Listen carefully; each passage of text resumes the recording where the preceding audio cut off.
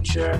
There are no people. There are no people in the future. No people at all. There are no people in the future. Where did all my people go? There are no people in the future. Let me try my people call. Where are all my people?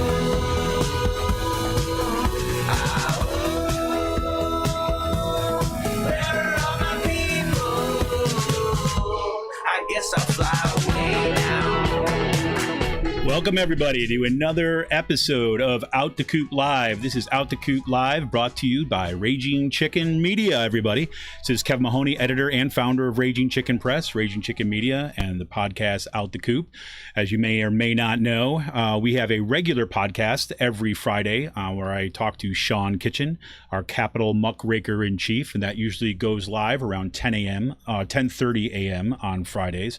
That's always a little bit more hit and miss about when the start time is. Sometimes Sean's a little slow getting up in the morning, but you know how that works. But on tonight's Out the Coop Live, we are talking higher education organizing during the coronavirus pandemic. As the beginning of the school year draws ever closer, colleges and universities have been struggling with how to go back to school to keep students, teachers, and staff community members safe. Look, I really feel for the people who have to make these decisions at a time when the federal government is almost completely devoid of help for colleges and universities in terms of clear, transparent, and evidence-based guidelines on the one hand, and financial assistance to enact the necessary safety measures on the other. And to make matters worse, some university administrations have their heads in the sand, relying upon magical thinking and wishful thinking.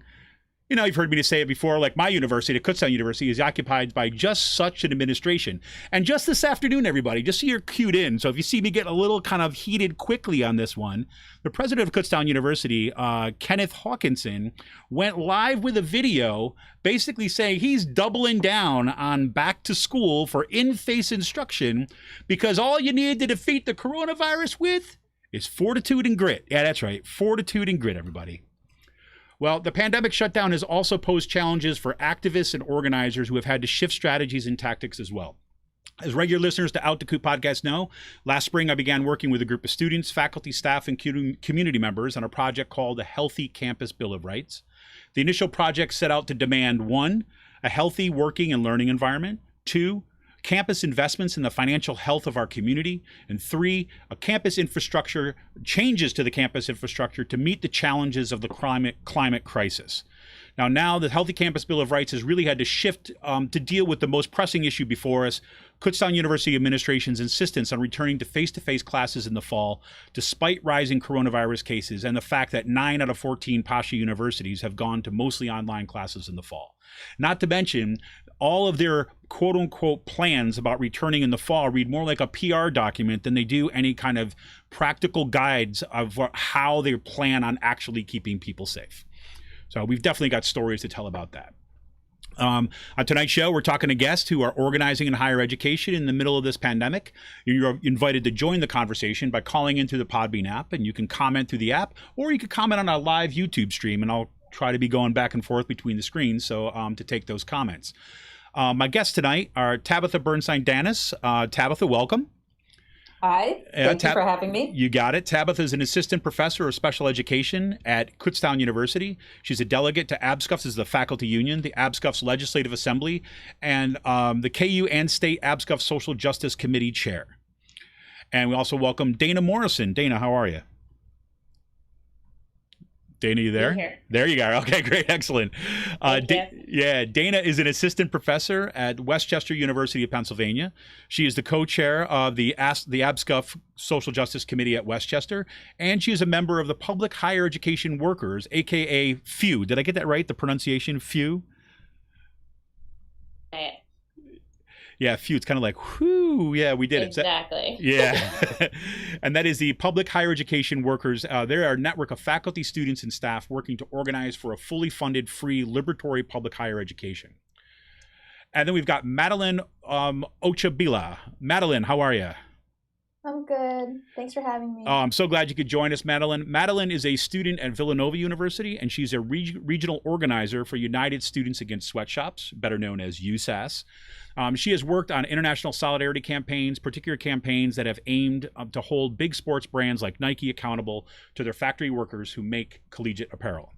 USass is also having a virtual summer conference the weekend of August 22nd and 23rd, which I'm definitely going to be asking Madeline about. Tell us a little bit about this. So it's an opportunity for students to learn from different organizing workshops, and we'll have the opportunity to connect with many other student organizers across the country. The conference is open to all students, not just USass members, and you can register at USass website, USass, that's USAS.org. So welcome everybody to the show. I appreciate you being here tonight. So I also want to give a message to everyone who's joined in the show, who's who's joined in for the call-in show. If you're joining, you're listening to the Podbean app, there should be a little call-in button at the bottom of your screen. I would like to start off the show talking a little bit with each of our guests first, and then I'll let you know probably in about 15, 20 minutes or so that if you got some calls, you got some comments that you want to come in, you're welcome to call into the show. You have questions for me, or even just comments or words of support or questions for anybody else that's on the show tonight. That would be awesome. You can also use the comment feature here in Podbean. And I'll tell you this is something, this is totally 100% self-promotional stuff at this point, but I also find on the Podbean app, at the very bottom of the app, there's this little gift icon. You can click on the gift icon. If you want to help support the show, you can click on that gift icon and you can get these little things called golden beans. It is the corniest thing in the world. It's like fantasy world. It's like, here we are having some sort of, I don't know, fairy tale about podcasting, but you can go down there, you can purchase little gifts that'll help support the show. So without further ado, I want to kind of get into this. So one of the things that I think I want to start, Madeline, if I could, with you. Now, because you're coming at this as a student organizer who's not just working with, say, just students at Villanova, but you've been working with some, I know from talking to you kind of before the show and before that you've worked with other students kind of across the country and with some USass across the country. So I'm just curious for you and other students, particularly with an organization like USass that has been so, focused on, say, the in-person organizing, the day-to-day kind of a building of power at different college campuses. What has that been like for an organization like USass to have to kind of shift gears in the midst of this pandemic?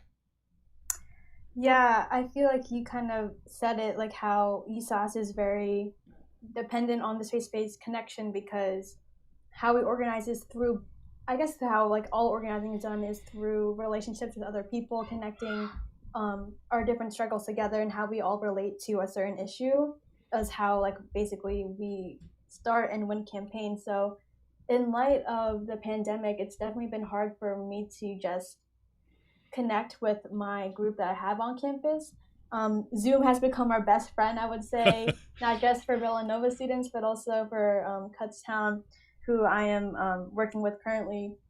So I think for me, it's been like, it made me see how important it is to have that face-to-face connection, whether or not it's through a screen, because just working with Kutztown, Kutztown and the experience that they've been having, it's easier for someone to like reject someone or just not respond to them if it's via text or email, because it's like there's no face-to-face connection, and therefore there's no relationship built, there's no foundation. So I would say it's harder, but it's also challenging us to think of how can we be more creative, how can we be more strategic and efficient with our time and energy, because reaching out to someone so many times, it might not be worth it for someone on a certain campaign, but for other campuses it might be worth it. So it's definitely, we're still growing as an organizer in this time. I feel like I'm still growing to see what works and what doesn't, and how can we be flexible in that way, because these times have proven to us that it can be very uncertain, and even with school openings and schools closing down again, like you said, past few schools have rescinded their opening plan and have gone fully online, how things can change so quickly. So I feel like as an organizer, it just made me value more about how can we be more creative in the ways that we connect with other people. And what's been interesting, I've hearing, both feedback from students and hearing you make this kind of pitch directly to as well to students at Kutztown University. It's interesting. There's this kind of a certain kind of return to brass tacks. I mean, USass has always been an organization that has been close to the labor movement and understands, say, or privileges, I should say, not understands, but privileges that kind of face-to-face organizing. But instead of kind of, where you saw a real glorification of, say, social media organizing or online organizing, even now when we're confronted with a situation where we can't do that face-to-face, I mean, you've had multiple phone calls, right? You end up using the phone a lot, right? Mm-hmm. Just through text and kind of discussions, through kind of helping facilitate kind of building that organizing culture. That's been really interesting to see. Yeah, I feel like it's not just like, now you mention it, it is the phone a lot, but also like computer. As a student organizer with USAS, we have like put on different conferences and like trainings, like you mentioned, like the one coming up in August, and now like seeing how we have to go virtual and have to convert all of the trainings and all the different like meetings that we usually have in person, how we can translate that to a virtual space is very interesting. Like I just had a call with one of the organizers at Kutztown, and we're talking about a training and how like we want to have a training at Kutztown, and we were talking about how can we make this like engaging and how should we structure this. And so there's a training that USAS has, like a workshop that we usually run, and it has like different parts to it. And so now we were kind of discussing how can we convert this to a PowerPoint presentation, and like it's because we're not going to have that face-to-face, like the in-person thing where you can engage with those who like is participating in the workshop. So now we have to like go to Zoom and like find out the different interactive features that they have, and like how do we utilize like virtual space in an organizing context. It's like something that I'm learning right now, and I think a lot of organizers are learning right now. And that includes like Zoom and like you said, social media. Mm-hmm. But social media I feel like has been there for like a while, but now we have to think of like how differently we can use that. But yeah. Oh, very cool. Very cool. I mean, and Dana, I want to turn to you now. So there's a couple things that are going through my mind, and I mean, I've wanted to talk to you and looking for, I've said this to you, I think, kind of offline or kind of off air, that, I've wanted to have you on, find some way to get you on the podcast for a while. So I'm so psyched that you're on tonight. Yeah, but I mean, I remember like I first kind of learned of you like back during the strike in 2016, which I believe at that point you were still an adjunct. Is that correct? Yes, I was an adjunct until January 2018. So that was about my 4th or 5th year as an adjunct at Westchester. Yeah, it was like, I just remember that's when I was like, hey, now there you go. Now we have another organizer down there. So here's the two things that are going through my mind is like, on the one hand, now Westchester University, also part of the state system of higher education, was the first university in the state system to decide that, nope, we're going kind of mostly primarily online. Right. So I'm curious about that from that perspective of what that's been like on that campus, and thinking about that shift to the fall, both in terms of, say, just going online in terms of classes, but also at the level of, say, organizing. So that's in the one camp. But then the second part, your work with the public higher education workers, which is kind of like a much more expansive, kind of like community-based unionism in many ways. Yeah. That is also faced with similar kinds of challenges, some of the ones that kind of Madeline was talking about. So I wonder if you could just kind of walk us through those two spaces that you're doing this work in. Yeah, I mean, it's interesting to think about it in that way, because I join these weekly calls with few. And if anyone, is interested in joining, they're open to anyone who's interested in organizing in higher ed. They happen every Wednesday afternoon. So look us up on Facebook, Public Higher Education Workers Network. And in those meetings, I'm hearing just the most terrible things ever, right? Like faculty across the country, someone today who is a well-known professor just had their entire program shut down, right, because of the COVID issues. Others are being, at CUNY, for example, the City University of New York, 2,800 adjunct faculty members laid off.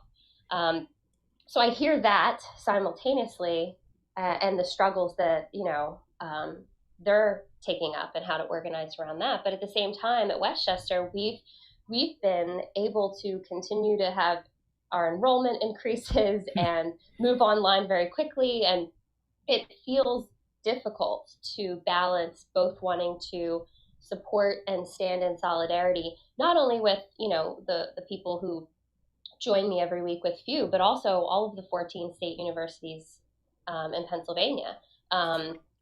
Cheney University, for example, also not online yet, and has tons of issues, regarding their management, and they're, just 10 miles away from our campus.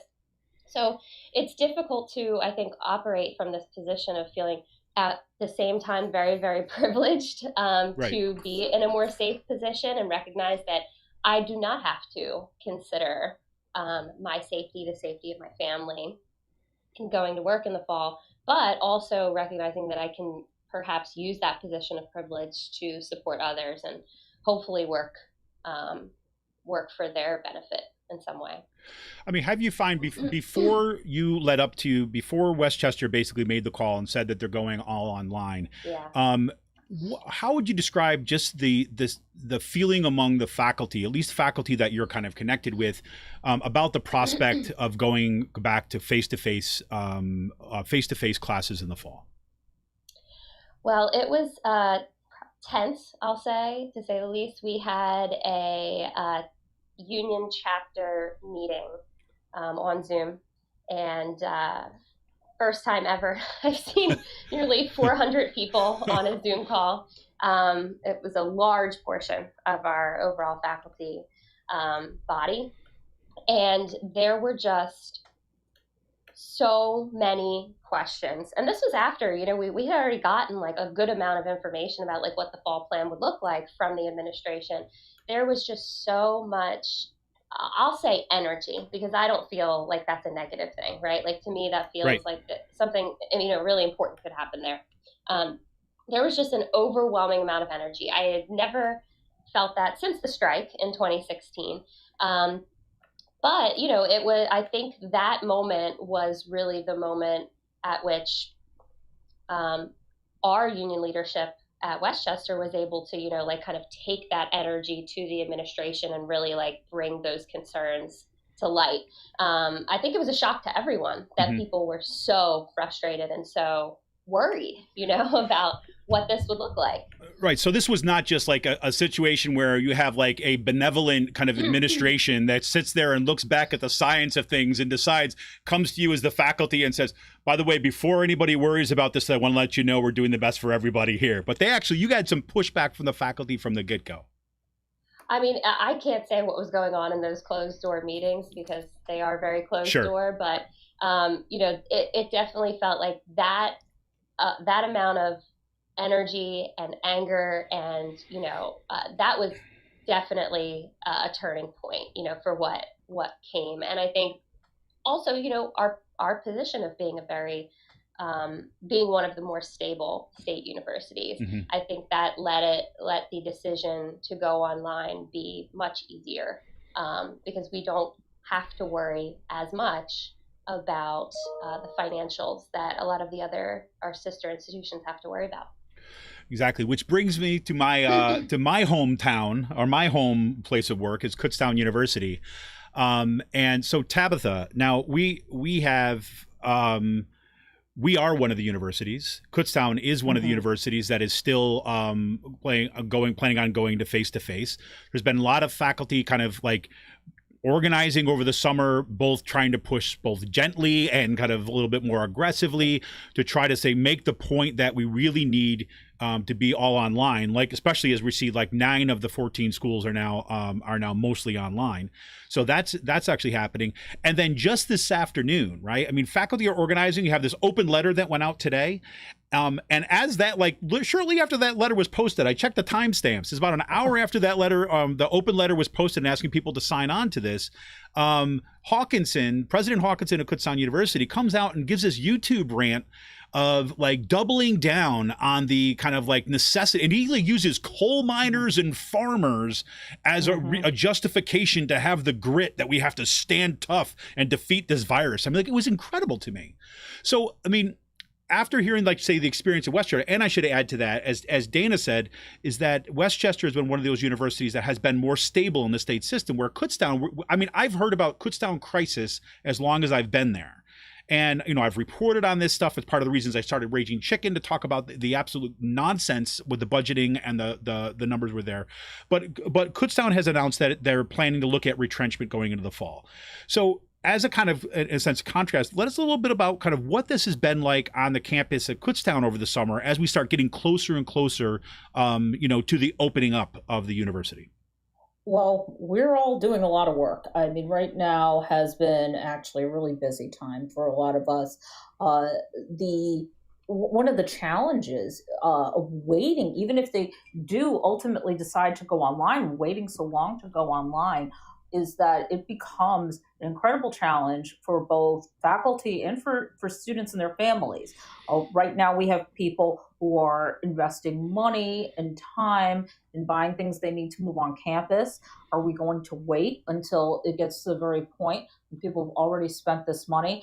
We have students who, if they're going to be online, they're going to need laptops, they're going to need Wi-Fi access.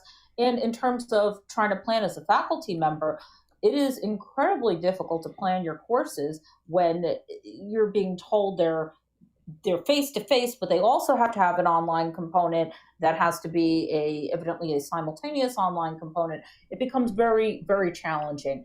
I know I've been trying to work on my courses, and when you're not just somebody who lectures and you have students doing group activities right.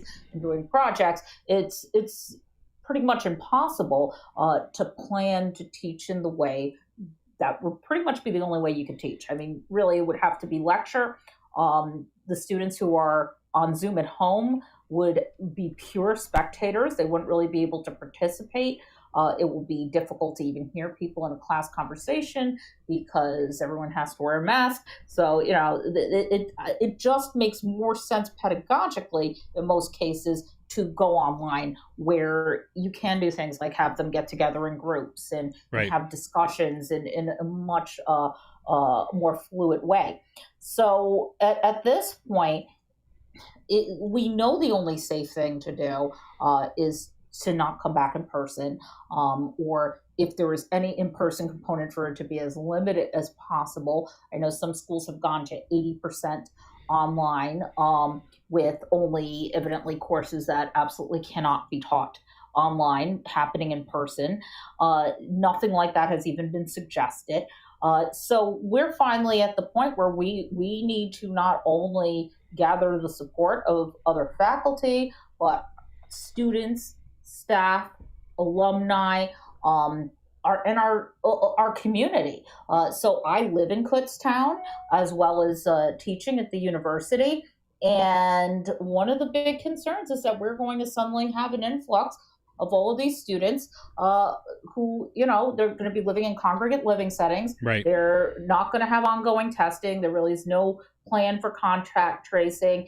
And they'll be out in the community. And honestly, what we see is an outbreak not only happening on campus, but also in the surrounding community. So as of right now, I actually have the real-time data right in front of me for the open letter. We have currently 339 people who've already signed the letter. At this point, that's only been out for a few hours, right? So within a few hours, we already are moving toward the 350 mark. And so that tells you something. And when I'm looking at it, it is a range of people from, faculty, of course, students, lots of alumni, a number of community members, a number of people who are in solidarity with us at other PASHE institutions that have already decided to go online. So there is broad support for this. And if you get the chance to look at it, we made 15 points of, where we are seeing problems with this reopening plan, and we go through them, one by one. And like I said, we've had so far something that's only been out for a few hours. We've had overwhelming support that is continuing to flow in. Yeah, let me just run through a couple of some few of these kind of quickly so people can get it. Now, I put it in the chat over here. I put a link where you can actually kind of go in there. I think you're going to have to actually copy the link and paste it, but it will be in the show notes afterwards. So link directly to this open letter that you can sign on to as well. Right. So it was like, Despite the common practice throughout the country, Kutztown University has no plans to use healthcare questionnaires for faculty, staff, or students. Despite CDC recommendations, Kutztown University has not provided temperature checks for faculty, staff, and students. Kutztown University has no meaningful plans for contact tracing, isolation, campus notification for students, faculty, or staff. Although it has been adopted by many colleges and universities, Kutztown University does not provide COVID-19 testing for students. Although in May 2020, the CDC recommended COVID-19 testing for workers in, quote, congregate living settings. That's actually in the recommendations. Kutztown University will not do that. On July 1st, 2020, Pennsylvania Department of Health issued an order requiring universal face coverings. However, Kutztown University does not provide faculty with the authority to enforce that order. To date, Kutztown University has not provided proper PPE to faculty, staff, and students. CDC recommends continuing cleaning of high-touch surfaces. Who the hell is going to do that with a third of the custodial staff laid off? That's not what it says in there. I'm paraphrasing at this point. But it goes on for there, right? It has to do, the Kutztown University's plan to further marginalize the students, faculty, and staff of color who may be disproportionately affected by COVID-19.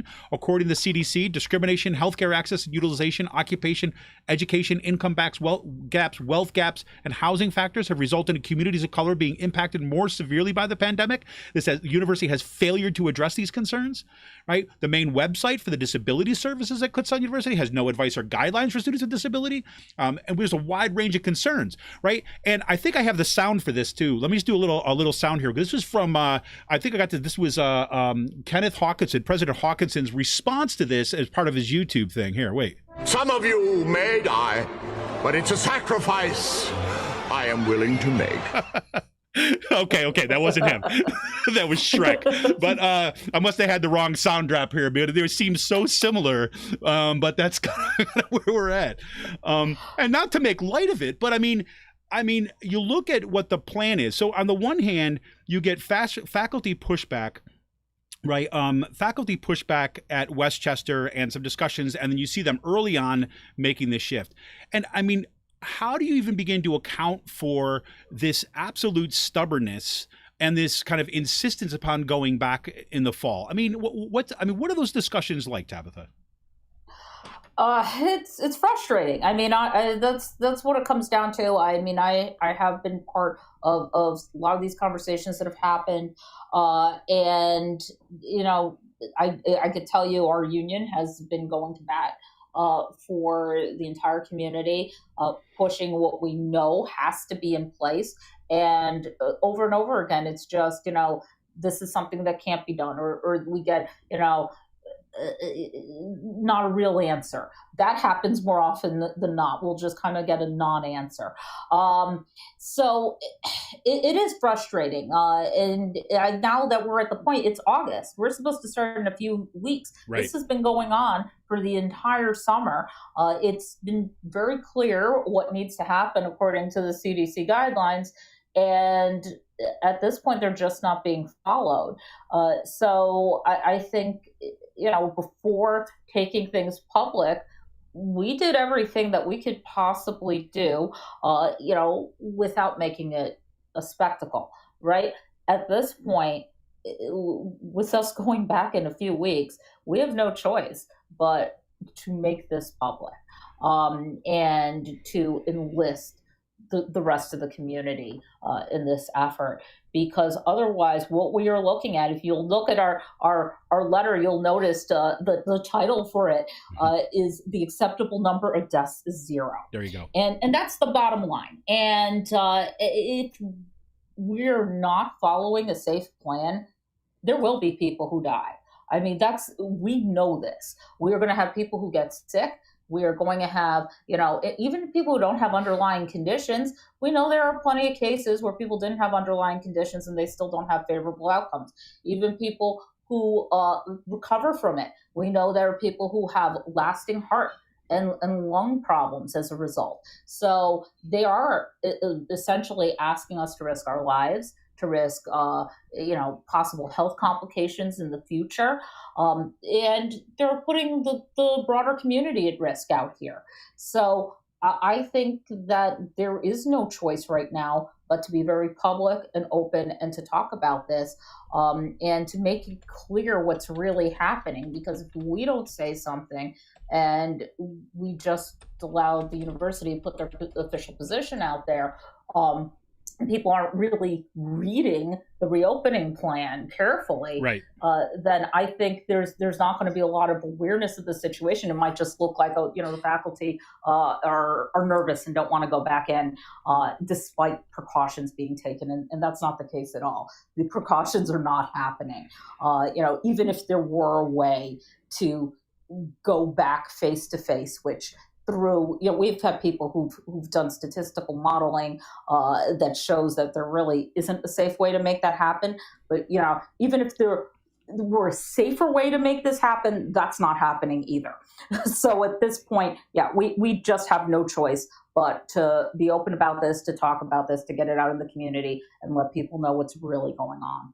Yeah, absolutely. And the modeling you're talking about, there's this great YouTube video by one of our faculty, Dale Parson, which I've actually been, we've been trying to coordinate and get him on the show for an interview to talk a little bit about this modeling stuff, where he did that a while ago, right? Mm-hmm. As a way to kind of like underscore this. So one of the things, and Dana, I'm curious about this.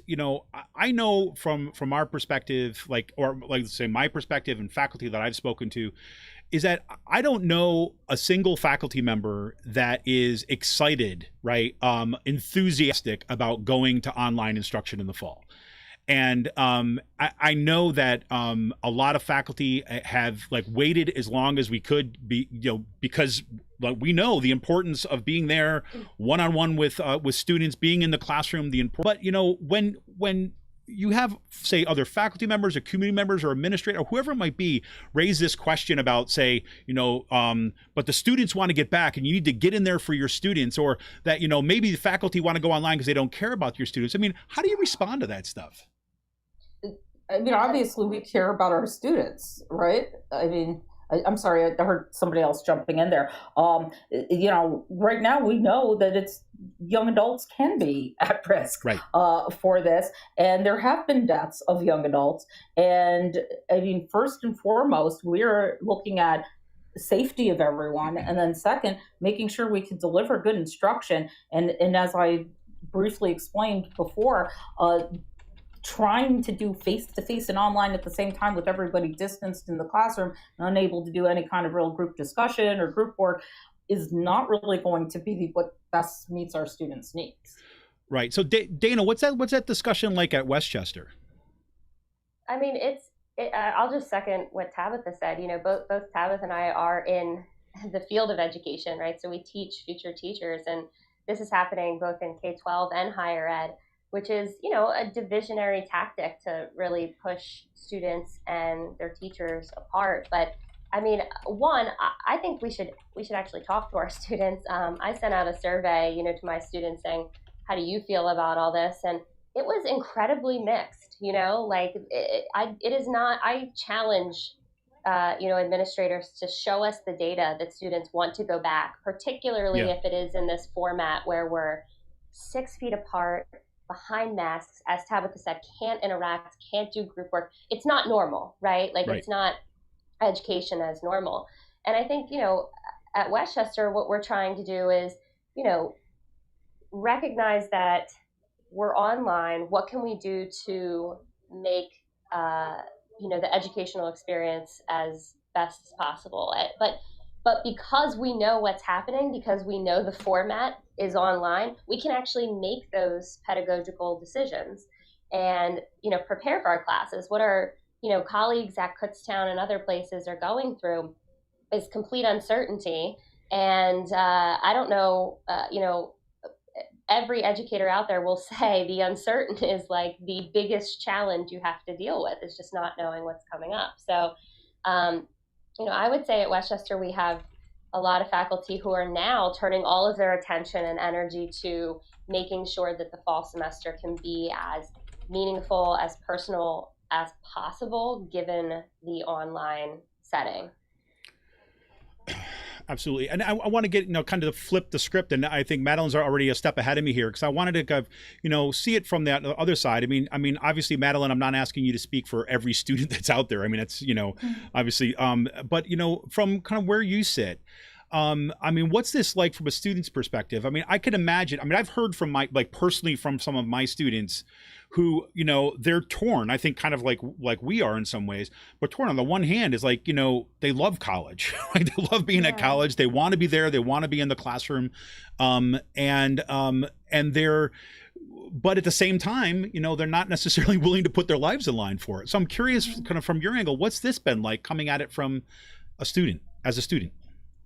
Yeah, I feel like it kind of, I'm also experiencing mixed emotions. Like I am excited because Villanova is opening and they're going to be on. Oh, they are opening. I didn't realize that. Yes, they're going to be opening, and they're offering different types of classes, like 100% in person, hybrid classes, and then this thing called simulcast. I have no idea what that means. That's what they're trying to do at Kutztown, yeah.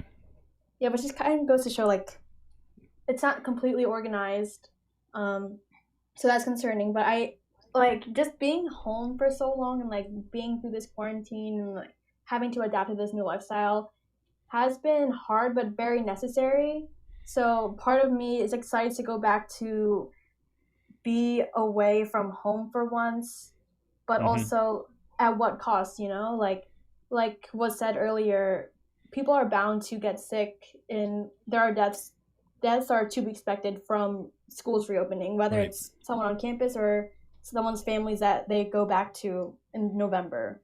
So I feel like the safest thing, like was said, was to only have necessary people on campus, like people who are taking like courses that require face-to-face contact, like labs or certain classes like that, because I feel like students, both administrators and students are kind of holding on to what a college experience should be and not really like changing with what needs to be done, if that makes sense. Yeah, like, it makes 100% sense. Yeah.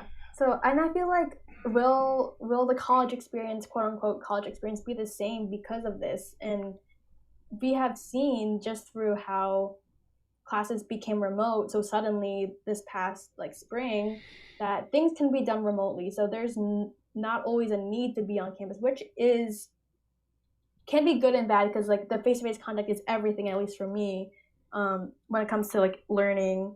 So, and as I'm a student of education, so I'm going to be a teacher hopefully after next spring. And so just like thinking about what that's going to look like for me is also kind of giving me mixed emotions, because we know what we're capable now of as a society now when it comes to like having things remote, but also like what does that mean for like the future of education, I would say. So sorry to like kind of go off track, but no I guess so I guess my like view of this is, yes, I'm excited, but also I think that we have to be stricter. Like it's not just our emotions or like our own excitedness that should compel us to go to campus, but we should really think about the community at large. Like how far do the effects of this reopening go? It doesn't just stay within this community, within our school, within our families. It extends to whoever our family has in contact with. So I feel like the repercussions are way bigger than we are thinking of, or at least this big decision makers are thinking of. Right.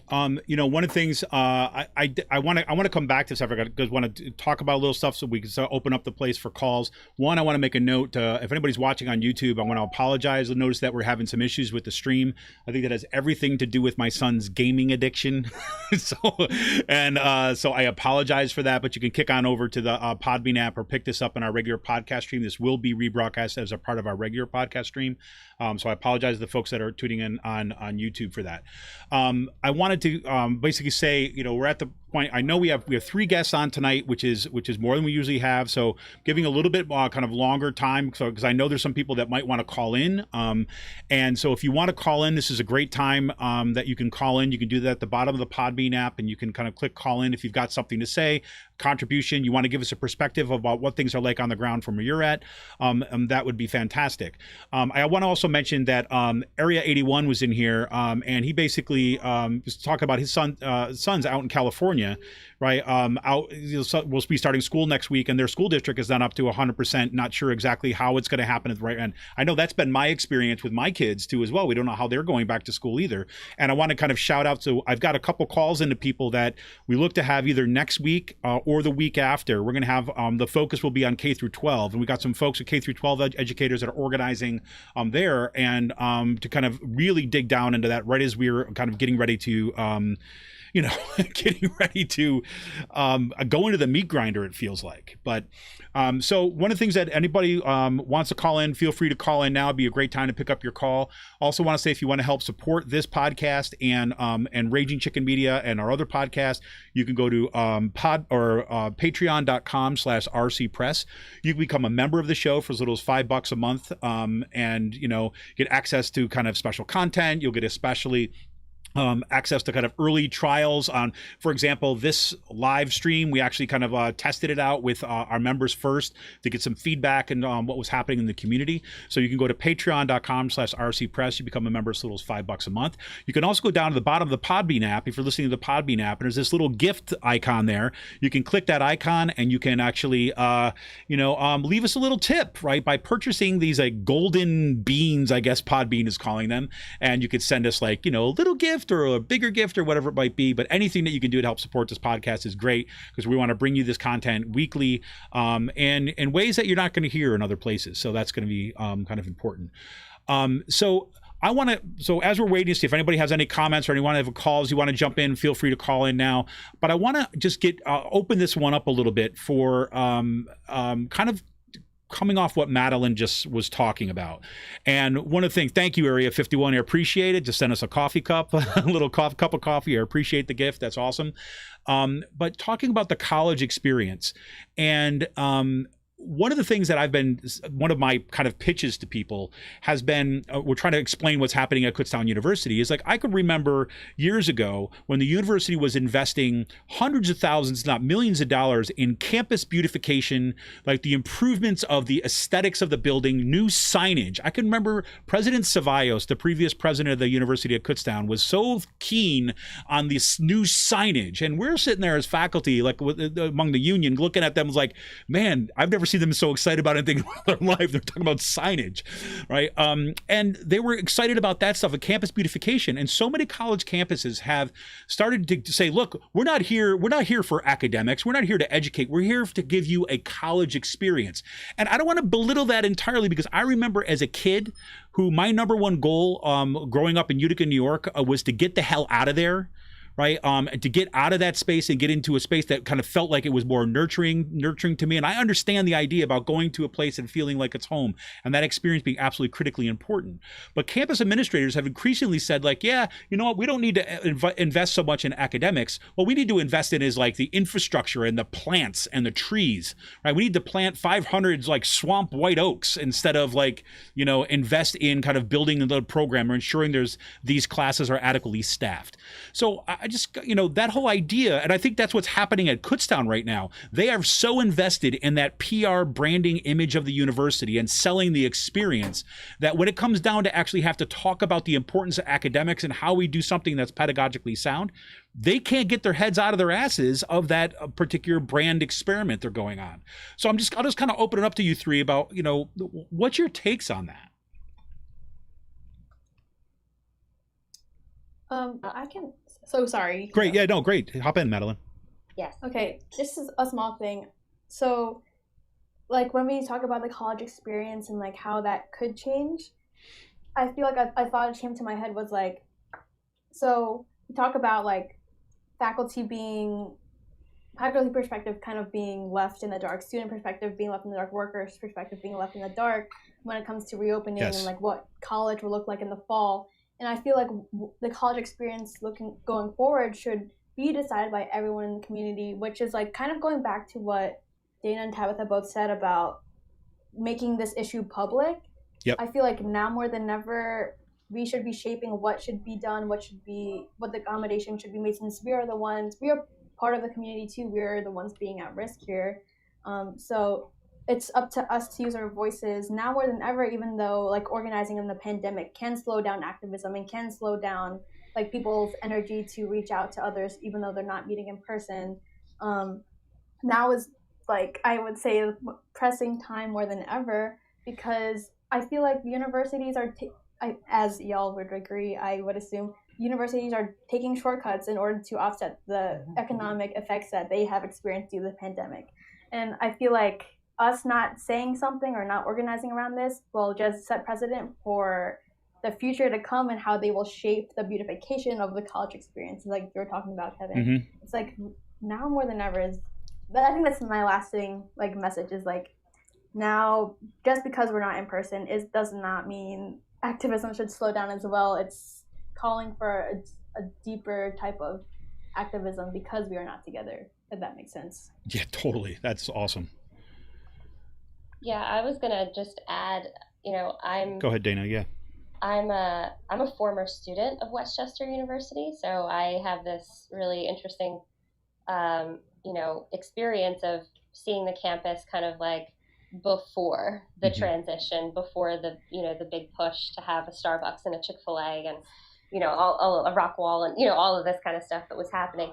But what jumps out to me most is that I think over the past 20 years or so, we've been kind of pushed into making these decisions, right? Where it's either like you have some good experiences at campus, or we cut, or we have programs that are meaningful and have full-time faculty members and all of that stuff. And I think that we're being given a false dichotomy in a lot of ways, particularly at our state institutions, because we're essentially turning to students and saying to them, well, you could have faculty members that are there for you and not hopping around to Delaware County Community College and then the Philadelphia Community College and then running to Penn State to teach classes, or you can have livable dorms, and a dorm room with an air conditioner, which is right.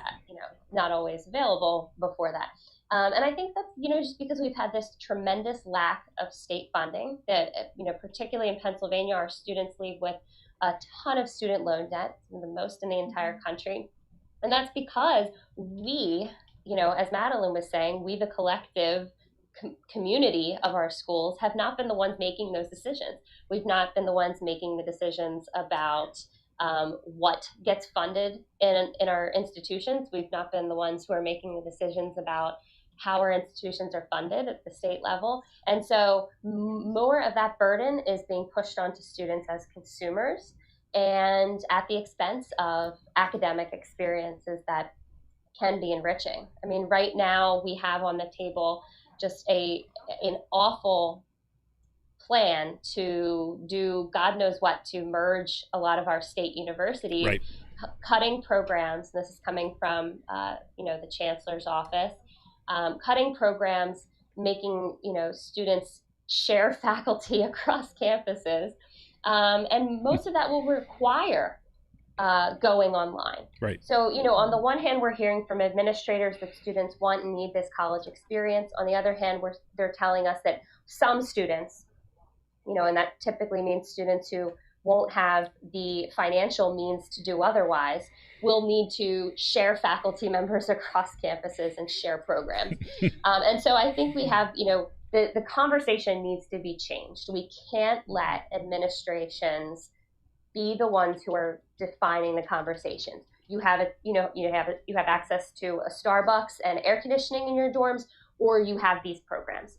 No, we should be the ones deciding what we want for our colleges and universities. Oh, that's awesome. And this is precisely the kind of struggle that the public higher education workers, is all about, right? Yeah, absolutely. I mean, we really have been meeting for well over a year, but once the COVID crisis hit, we started meeting weekly. It was necessary, right? And we have 5 principles that guide a lot of our work. We believe that public higher education is a necessary right that people deserve. And we believe that the communities who these institutions serve should be the ones that are making those decisions. So most of our work is trying to either help faculty members staff and students on all of these campuses across the country really like work together, organize, sometimes against administrations, sometimes against, lackluster faculty unions, whatever that might be, to make our institutions what we want them to be. Awesome. So I'm curious where you sit on this conversation now, Tabitha. So as I'm listening in, more broadly, thinking about what that experience, what does it mean to have a meaningful experience across the board? Number one should be getting your educational experience, of course, having the program that you need, having the classes that you need so that you can graduate, having relationships with your professors. But beyond that, I think this semester, I'm not going to discount, the fun of college, of course. I enjoyed college. I enjoyed getting to socialize and make friends. And those things are critical to development of a young person. But when we're talking about what this semester is going to look like, that won't be able to happen anyways, right? So they're going to be spending time essentially in their dorm room or in class, not able to have the kind of social events you would typically have, not really able to interact with people outside of their bubble. We're talking about not even being able to do group activities in a classroom. So it seems to me that despite bringing students on campus, this plan really isn't going to give them those experiences. They're not going to be able to safely have any of those experiences. In fact, all of those things that make college fun and social are the things they're just not going to even be able to do, that they're not going to be allowed to do. So I feel like there is kind of, again, this false narrative being displayed where, students will lose out on this experience if we go online this semester, when they're not going to be able to have that experience anyways. They're going to be coming into, unfortunately, we'll feel probably, anybody who watches the show Black Mirror, kind of dystopian type of setting where, we'll be dressed in PPE and, separated from one another and try to, have cameras in the classroom to allow people to watch as spectators at home, whatever that might look like. But that typical college experience is not going to happen regardless this semester. So what we are looking at is, I hate to put it this way, whether or not students are paying for the dorms and exposing themselves and their families and their community to this illness, or whether we're making the right choice saying, unfortunately, these experiences are not going to be able to happen this semester at least.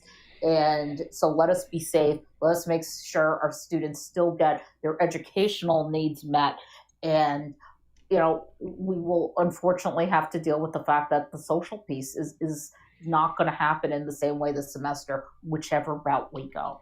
Yeah, and I think, my wife was putting it like this to me like the other night when she was about some of the conversations that she was having with people. She was saying, like, look, you got to understand, this is this is the period of time that our kids, right, and our grandkids are going to be reading history books about, right? And it was just a great way in my own mind to kind of like thinking about how to communicate that with people. It's like, this is no longer normal, right? And there is not going to be the normal, and we're going to have to deal with the grief around that, because there's a serious loss there. I feel it every single day. And I if I was a college student today, I know that would be weighing on me so heavily, right? And what I like the way that, what Madeline was saying and Danny are talking about, making this public, and then actually we all need to be making decisions about this. It brings me back to the strike in 2016. That was one of the first times in probably like a decade at my time at Kutztown that I felt that possibility.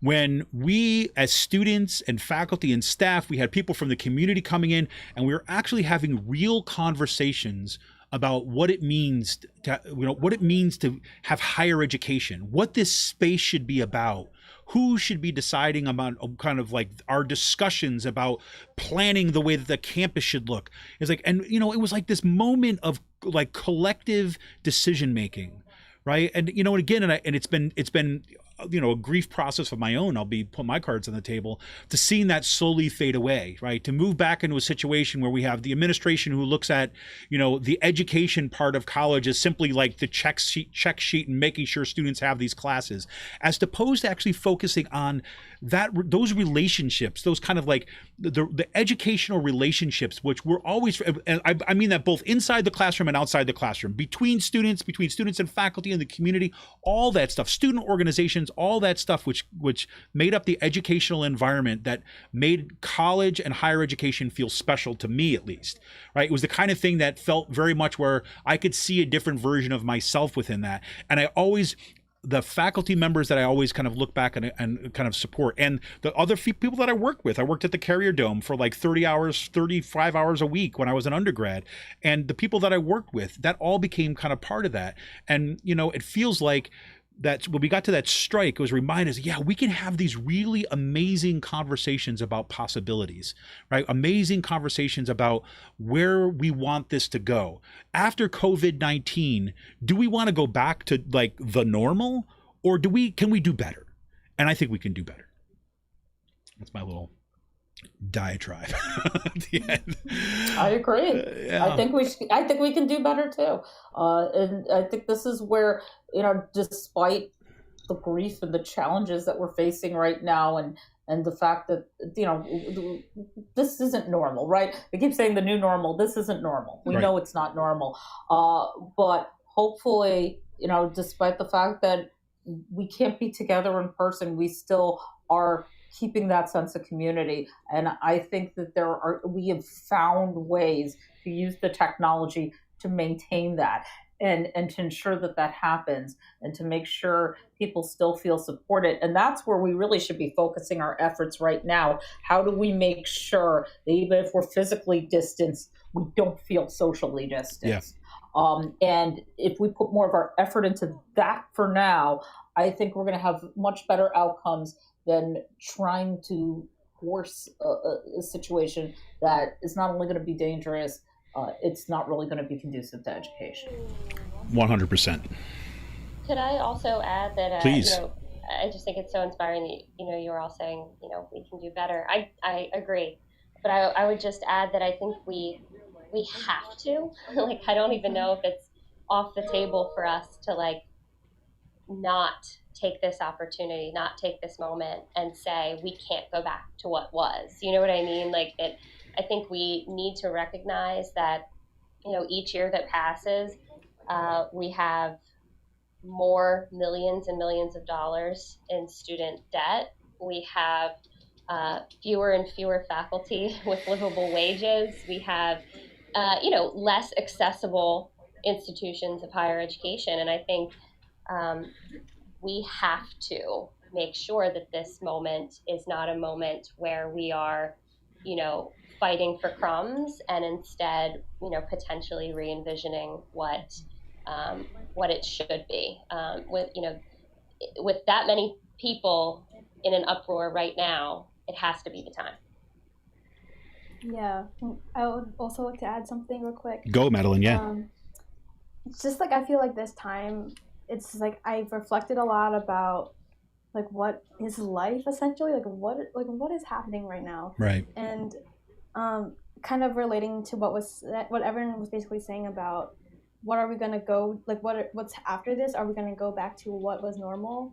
And like Dana said, we can't. There is no option. That should not be an option at all, because I feel even though 2020 has been very uncertain, we haven't been prepared for what 2020 brought to us. I feel I don't want to say it was meant to be this way, because we were not meant to suffer this way. Right. But I feel it challenged us to see where we should be going from here. We should not, the way that we were living before, the way that we were letting our universities kind of sidestep their accountability, and it's especially evident now. I feel 2020 offered that opportunity to see more clearly how systems and institutions have failed us. Even though it's been obvious for many people for a long time, I feel now it's been an awakening for others. which I think is needed in order to like improve from here, like we all kind of said. So, and like even like not just in the pandemic sense, but also in the resurgence of the Black Lives Matter protest, we can't go back from there. How are we going to be better from this? Like society as a whole has to change, not just like in terms of everything. I'm speaking more theoretical, which is like kind of a sticky place to go. But yeah, I'm just saying like this year has showed us now more than ever that we cannot go back. We have to do something differently because obviously it's not working. I just want to jump in on what Madeline was saying there. I think that what she's getting at is systemic problems require systemic change. And this year, we have seen where the systemic problems are. And now it's time for the hard part, which is the systemic change. 100%. So we're kind of nearing the kind of close out of the show. So one of the things I like to do, go do kind of a quick take here. We've got priorities and plugs. So if you want to say, what do you think kind of going forward from this point, kind of looking forward in terms of organizing in higher ed, what would you see as kind of like a key priority? And secondly, is there anything you want to plug at this point? Because one, I definitely want to give Madeline, I want to give you a shot to some space to talk a little about the USAS summer, the summer stuff for that, but also kind of, want to plug particular events or particular things that move people from kind of this conversation into kind of point them towards kind of actions or things that they can do. So priorities and plugs. Who'd like to start us off? How about we go to Madeline? Okay. Yeah, I could start. So one is the United States to Get Sweatshops is having their annual summer conference, but now it's moving to virtual like atmosphere because obviously the pandemic. But this is a great chance for students anywhere, like college students anywhere, to gain organizing tools, like how to run campaigns on their campus, similar to like the one that Kutztown is running, in order to have more transparency and more like a better reopening plan, to having like being in support of workers. It could be anything that's the community wants, essentially. So any like trainings regarding that, and also USAS is like really focusing on how to be anti-racist and how to make our spaces more anti-racist, because racism infiltrates even the most like quote unquote progressive spaces, because we live in a racialized society. And so we're like trying to focus our efforts on that because racism touches every part of society. So I think that would be very healthy for our organization and for future organizers who would want to join USAS. So that's on the weekend of August 22nd. And you can register by going to the USAS website, which I can post in this chat. I just posted it. So yeah, if anyone has any idea of like students they think would be interested, or faculty who would want to, also faculty can come too. So it's open to anybody. So if you would want to pass on like the link or pass on the message, that'd be great. And if you have any questions, you can also reach out to me. I don't know if you want me to put my email in here? Or yeah, sure. If you want, I can definitely you put it in here, and I could include it in the show notes too as well, if you like. Okay, cool. I'll send it in here. And Kevin, I'm not sure if you wanted to plug what Kutztown is doing regarding the Healthy Campus Bill of Rights, or if you want me to plug that. Oh, you can plug it. I'll plug it too as well before we go. But you're welcome to hop in there too. Absolutely. Oh no, you can plug it if you're going to anyway. Sure. Awesome. Good. Dana, how about you? Okay, so I would say there's a couple of, I'm going to give a shout out to K-12 and then also some stuff that's going on with FEW. So in Philly, they are working to make sure that the back to school plan going remote is equitable. Today, there were actions at 8 a.m. in front of the district office, at 3 p.m. in front of the Comcast building. Not all students have access to technology. Not all students have access to wireless internet service. And they're fighting the good fight. So if everyone is interested in supporting that effort, you can follow the Racial Justice Organizing Committee, the Caucus of Working Educators, our city, our schools, all organizations that had actions today. And then if you are a higher education worker and are interested in organizing on your campus to have more democratic, transparent, fighting unions, to have, equitable public higher education, you can follow the FEW Network, Public Higher Education Workers, on Facebook and Twitter. We meet every Wednesday. We also have been having webinars.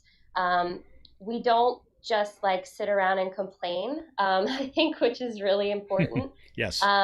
We really share strategies, tactics, organizing wins. You will come away, if you're trying to become an organizer, to organize colleagues, to organize with your coworkers, whoever, you will come away with lessons and strategies, tactics, things that others have been doing all across the country, successfully and not, right? Like we have to learn from losses as well. But we do that every week. So if you're interested in doing that and you'd like some support, maybe you're the only person right now and you want to figure out how to not be the only person, come talk to us. We're there to support. So thanks. Awesome. Tabitha, let's go to you. I think the biggest thing is finding like-minded people who also see the changes that need to happen and to start having those conversations. I mean, these are things that we can start doing now. We can use this opportunity to think about how we can use tools like social media, like Zoom, other platforms that allow us to be in contact with one another, to just start having those conversations about what does it look like to have an inclusive and safe community where everybody gets what they need. I think having conversations about what equity looks like is going to be crucial. So Dana pointed out that we do go online, we need to make sure everybody has access to the appropriate technology. So it's not as simple as saying, oh, well, we got the university to go online, now we're done. Well, is everybody getting what they need so that they can be successful in that environment? To be mindful of, for example, students who may need, if most students are going to be home and we have some students on the dorm, allow those to be the students who, for example, might come from foster home situations and might not have a place to go back to. Yep. Or students, our LGBTQ students, who sometimes may not be in safe situations at home, to create those spaces where we're still taking care of everybody in our community. And going forward, thinking about long-term, what does it mean to have this supportive community, to have this place where everybody feels that they are valued, that they are worthy, that they are listened to, that they are heard. And I think the only way that's going to happen is if we have a lot of people having those conversations and then creating concrete plans that we can move forward. Absolutely. That is so awesome. And I agree 100%. This is, moving forward, one of the things that I'll say that, with the Healthy Campus Bill of Rights, which literally just started getting off its started to walk from crawling, right? Before the pandemic hit, is that one of the things behind that kind of initiative was the idea that there were students, that there were faculty, that there were staff members, even community members who were fighting like these fights at the university, whether it's to kind of gain access to psychological services at the university. Was it to make sure that you're not going to be subjected to abuse on the job? Was it make sure that you're not going to be faced discrimination in employment, right? Based upon your sexuality, by your race, by your kind of like your identity or your kind of national origin, right? Was to make sure that we had these kind of protections for undocumented students, right, who are at our university. There's a whole range of stuff that's on there, and beginning to think about this comprehensive way of looking, just one site, right, to begin to kind of site to address some of these things with the recognition that so much needs to happen. And right now, we're obviously kind of focused directly upon what's going on with the back to school stuff. But one of the reasons of thinking about that idea about priorities is because, yes, I want to fight this fight right now when we're talking about fighting the university about back to school plans, forcing us into the meat grinder. But I also want us to think beyond that, right? That whole idea about where do we want to be, right? And it's interesting that this is happening at a point in history for those of us who are like, cannot wait for the opportunity to kind of like to get Trump out of office, for example, right? We have no delusions about going back to some kind of normal. At least I certainly don't. And the idea there is like, I heard this a couple of people discussing this. I was on like the podcast I listened to, the Majority Report, was a guest was on, was talking about this. And I think it was a very apt way of kind of thinking about this. It's like, both in terms of Trump, right? Was the idea was that he is the acute condition, right? That we have to address the acute condition now, right? So that we don't die, right? But if Biden gets elected to office, right, that is, yes, it's not the acute condition, but that's the persistent condition, right? That's the underlying condition that we have to be adjusted. So our imagination has to go beyond that. And it seems interesting to me, at least from where I sit thinking about this back to school, like, see this in the fight for like, holy crap, we got to make sure people are okay. Right? As much as, I want to get back to the classroom so badly, but in order to do that in any way that is meaningful, people have to be safe, right? And so we got to address that. That's the acute condition, right? But the persistent one, the underlying condition, is everything that brought us to this point. Like the degradation of higher education, the degradation of our community, the kind of like the commodification of higher education, the profitization of this, the turning the education into nothing but something that is exchanged on stock markets. Come on. And in the light of what's been happening in this country over the past 4 years, but even this past year, in the assassination, the police assassination of George Floyd, for example, and the movement that has grown out of that is not disconnected from going back to campus. That has to be integral to going back to campus. And so part of the questions, and you're going to hear this on this live show, you're going to hear this on a regular podcast on a weekly basis, that we are in the position, that's what we want to be asking. We want to be talking about on what conditions do we go back? And if those conditions are not met, right, what are we prepared to do about it? And which is why I wanted to have, these folks on tonight too, like just amazing organizers. I want to thank Madeline. I want to thank Dana. I want to thank Tabitha for joining me tonight. And I want to thank all of you for kind of tuning in. Vic, I saw you try to call in. I'm sorry, we're just kind of hitting kind of the end of the show. We will be here every Monday night at 7 p.m. though. If you want to check out the show next week, that'd be great.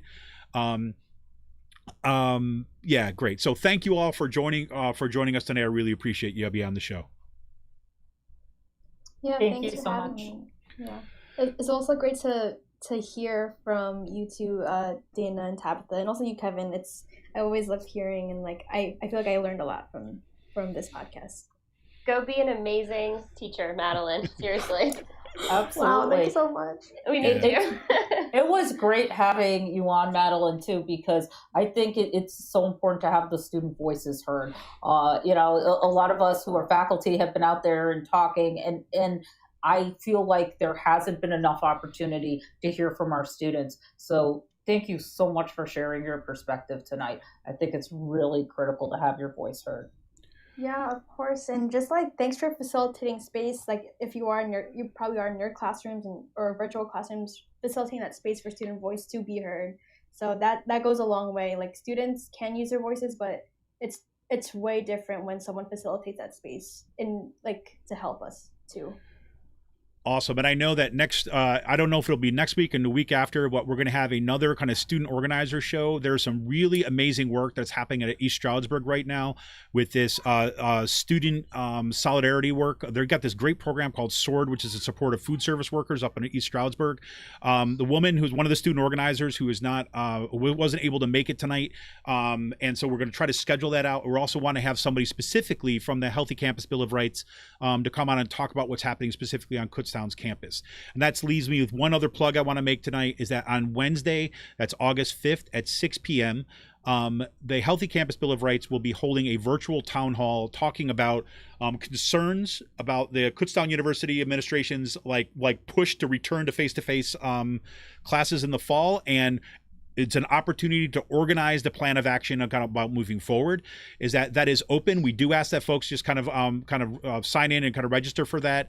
I'll put the link will be in the show notes, but it's like bit.ly, if you know the shortened link, bit.ly/HCCUB Town Hall 2. That's all one word, HC Town Hall 2. You can click on that. You can register to kind of join the town hall. We've had a great response. It's HC Town Hall 2 because this is our second town hall. We had a great turnout on the first one. We had great participation from parents, students at Kutztown University. We had some folks join from some of the other campuses. We are welcome to as it being a space to strategize. And this has been really, it's been in many ways, it's been a student-driven campaign to begin with. Madeline has helping in terms of the organizing, and her kind of coming into this has been phenomenal. Some of the organizing that we've helped from a whole range of different facets was great. So please, if you can make it, it's bit.ly, bit.ly, bit.ly/HC Town Hall 2, and that will be Wednesday, August 5th at 6 p.m. and that will be a virtual town hall. And yes, it will be, as Madeline put it, on our new best friend Zoom. It's crazy. So thank you everybody for joining us. And like I said, we were going to have some folks from the K through 12 scenario. One thing I'll ask anybody who's listening to this, and also a view of Madison, Dana, and Tabitha, if you have other people that you have in mind, say, hey, would be someone who would be great to have on the show, let me know, because I'd love to reach out to them and kind of continue this movement. And I think that by building our networks in this way, that we can help create and kind of amplify the conversations that we're having in all of our different spaces. So great. Yes. Okay. Then I'll hit you up, Dana, for the K through 12 conversation. Fantastic. All right. So, but just remember, in the immortal words of President Kenneth Hawkinson at Kutztown University, some of you may die, but it's a sacrifice I am willing to make. Well, I tell you, that is not something that we believe right here at Raging Chicken, and not something that any of us here on this show believe. So once again, I want to thank everybody for tuning in. This is Kevin Mahoney, editor and founder of Raging Chicken. Thanks to Tabitha, Dana, and Madeline. We'll see you next week. My face, my arms, can't tell if I exist. Am I the sky, the rock, or tree falling in the forest? I had a friend once, at least I think I did. I almost can't remember exactly what a friend is. There are no people in the future. No people. There are no people in the future. No people at all. There are no people in the future. Where did all my people go? There are no people in the future. Let me try my people to call. Where are all my people? Thank you all again. See y'all.